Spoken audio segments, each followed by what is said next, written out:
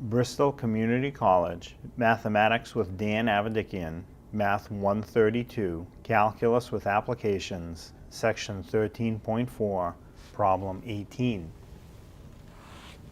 This is section 13.4. It's problem number 18. It says, draw the graph of f of x equals 3x to the fourth power minus 8x cubed plus 11.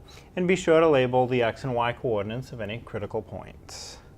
So we start the process of graphing this by taking the derivative. So I'm going to have f prime of x equals 12x to the third is the derivative of the first piece.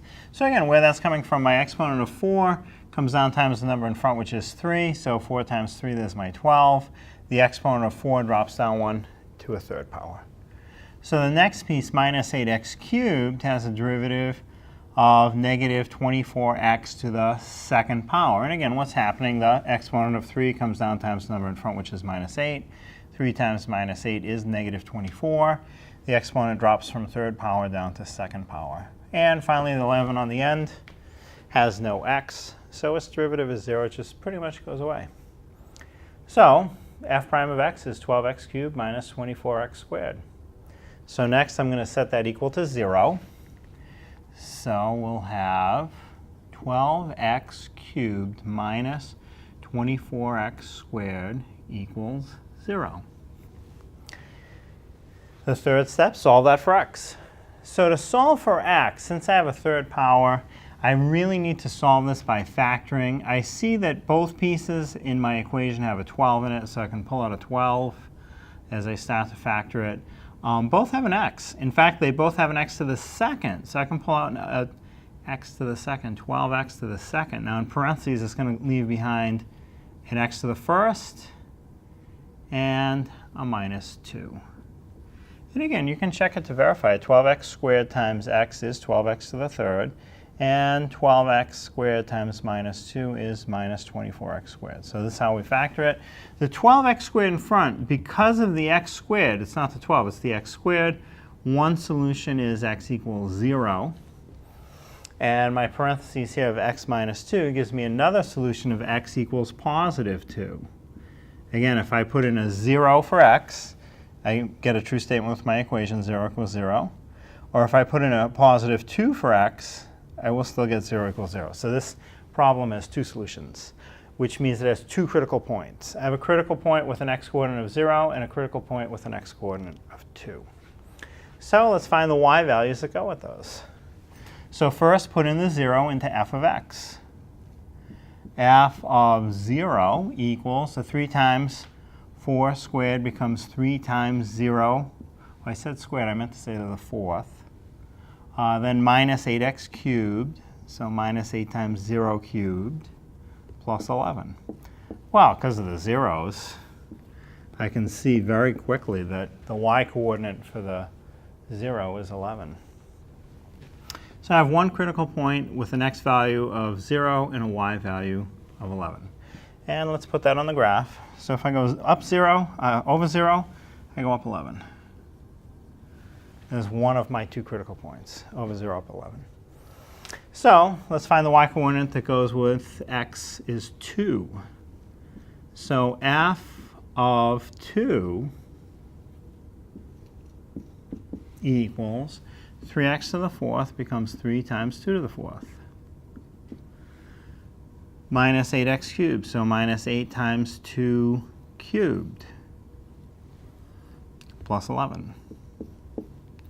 So 2 to the fourth, 2 times 2 times 2 times 2 again, is 16, times the 3 that's in front. 16 times 3 is 48. And now I have 2 cubed times 8. So 2 cubed, 2 times the third 2 is 8. 2 cubed is 8. Times the minus 8 that's in front is negative 64. Plus 11. So if I combine my positives and my negatives, positive 48, positive 11 is positive 59. So I have positive 59, negative 64.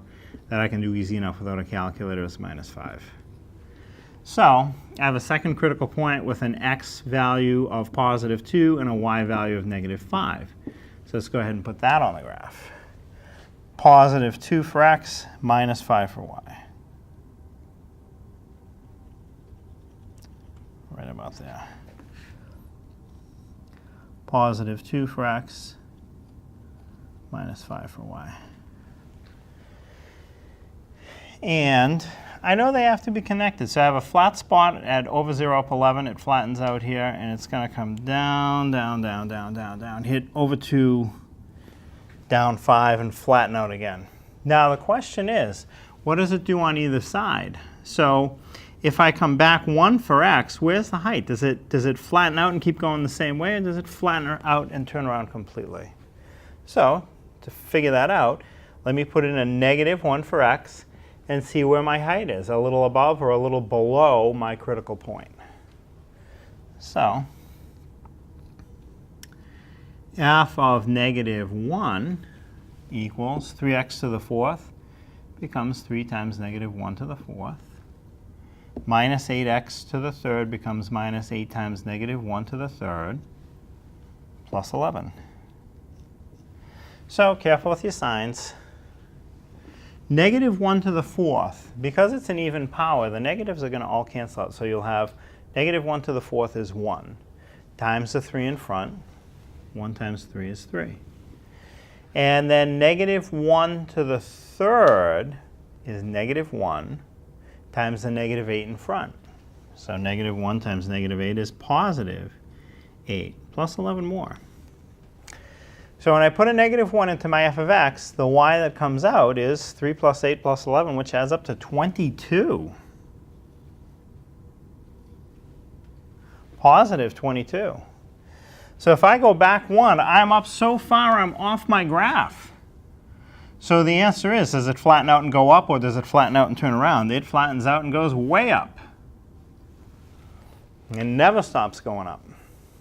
So that over 0 up 11 critical point is not a traditional maximum or minimum. It just sort of jogs off to the side. It flattens out briefly and then keeps going up. Now, how about the over 2 down 5? That could go either way. It could flatten out briefly and turn around, or it could flatten out and keep going down. So I know the height when I put in an x of 2. Let's find the height when I put in an x of 3. Is it a little above my critical point or a little below? So let's put in a 3 for x. So I'm going to put that 3 into f of x. So f of 3 equals 3 times x to the 4th is 3 times 3 to the 4th, which is basically 3 to the 5th. Minus 8 times x cubed is minus 8 times 3 cubed, plus 11. So 3 to the 4th is 3 times 3 times 3 times 3 is 81 times another 3 in front. So 81 times 3 is 243, positive 243. I might want to check that with my calculator. I just punched in 3 to the 5th. And it is 243. So the next piece, 3 to the 3rd times minus 8 in front. So 3 to the 3rd, 3 times 3 is 9, times the 3 again is 27, times the minus 8. So since the calculator's in my hand, might as well do that as negative 216. And then plus 11. So since I'm actually holding my calculator, let me just clear it out and go 243 minus 216 plus 11 equals, and it equals 38, positive 38.